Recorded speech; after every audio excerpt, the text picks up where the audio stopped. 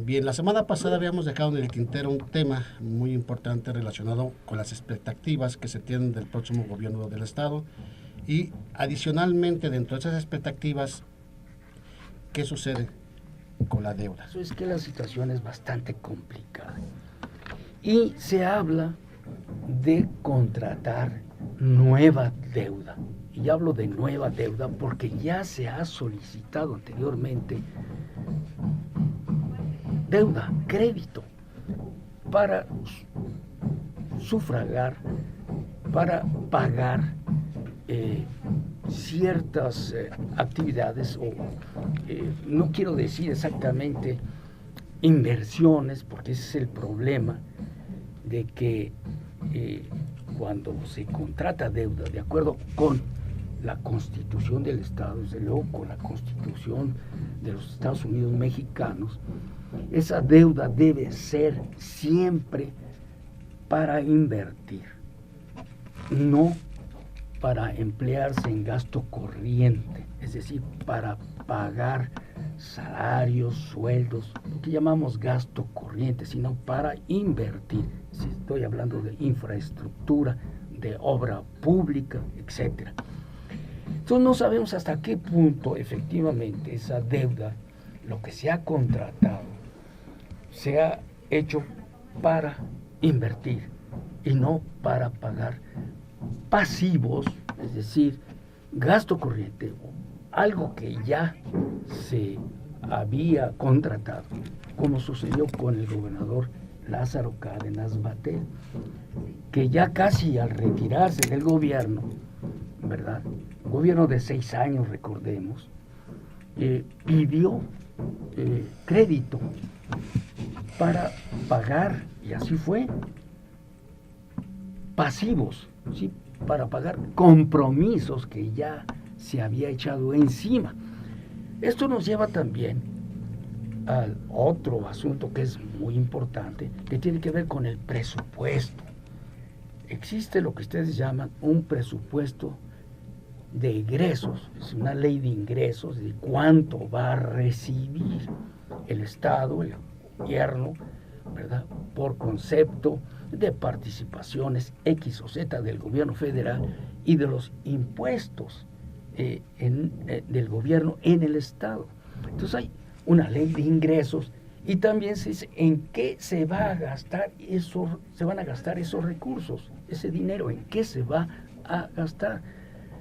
X o Z, tanto es para inversión, tanto es para gasto corriente, y estos son los ramos, etcétera, etcétera.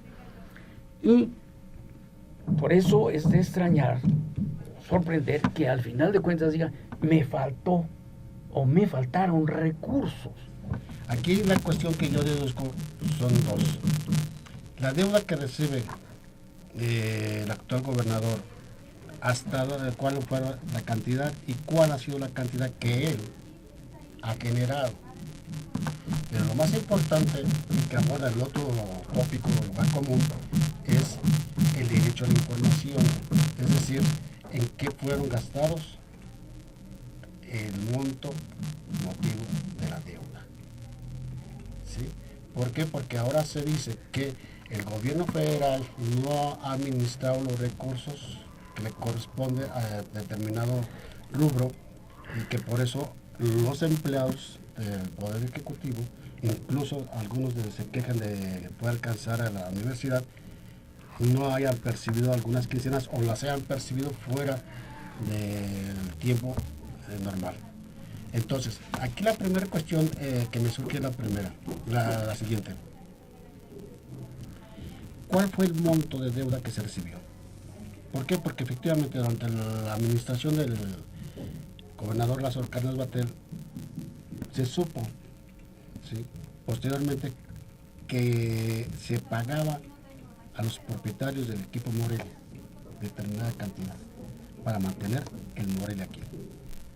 Yo no puedo decir que esos recursos sean destinados a una obra, ¿sí? Durante el presente ejercicio, ¿cuál ha sido el monto de deuda que ha llevado a cabo o que contrajo el actual gobernador y en qué lo distribuyó? Esa opacidad que existe es justamente lo que ha dado motivo, por una parte, a que los partidos de oposición, en este caso el PAN y el PRI, se nieguen precisamente a autorizar, primero, la contratación de nueva deuda, segundo, la reforma a la Constitución del Estado. ¿Por qué? Porque sería como para ellos legitimar una situación que todavía no hay una rendición de cuentas. ¿Sí?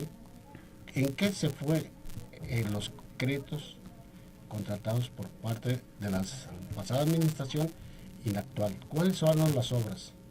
Escándalo. El hecho de que haya un partido en el poder en el nivel federal, otro partido en el nivel estatal y otro en el nivel municipal, por supuesto, introduce este elemento de juegos, de juego, ¿no? De intereses políticos, y como en algunos momentos ha dicho el actual gobernador del estado, Leonel Godoy, hay una dependencia de los estados a la federación, porque hay una distribución de ingresos muy inequitativa, en donde la federación tiene todos los recursos, tiene todo el control, y en ese sentido todos los gobiernos tienen deuda, también el gobierno federal, pero a diferencia de los estados, el gobierno federal tiene un nivel de manejo y de distribución mucho más amplio que en los estados, y si le introducimos el elemento de la diversidad de partidos en el poder, yo creo que se da esta opacidad, se da, por ejemplo, estas acusaciones a veces sin pruebas, ¿no? Donde una se queda como ciudadana, como ciudadano, se queda sin saber porque no está oyendo más que acusaciones, pero sin pruebas.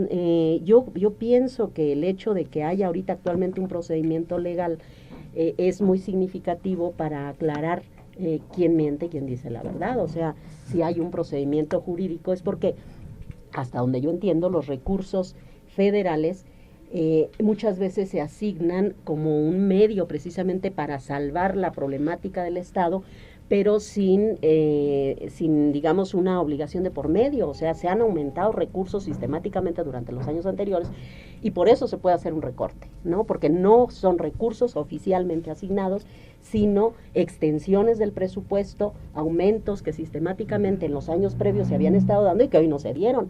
Entonces es difícil, me parece, para el gobierno actual probar lo que está afirmando, precisamente por eso, porque muchos de los recursos se ejercen como se ejercían antes, ¿no? Con buena voluntad, digamos, para poder salvar la problemática del Estado de Michoacán se asignaba un recurso extraordinario. Hoy no se asignó ese recurso extraordinario y eso nos tiene en esta situación. Y yo creo que tendríamos que aprender como ciudadanos a exigir esta transparencia, por supuesto, y a eliminar el juego político, porque creo que el que pierde es el ciudadano. A ver, me permites.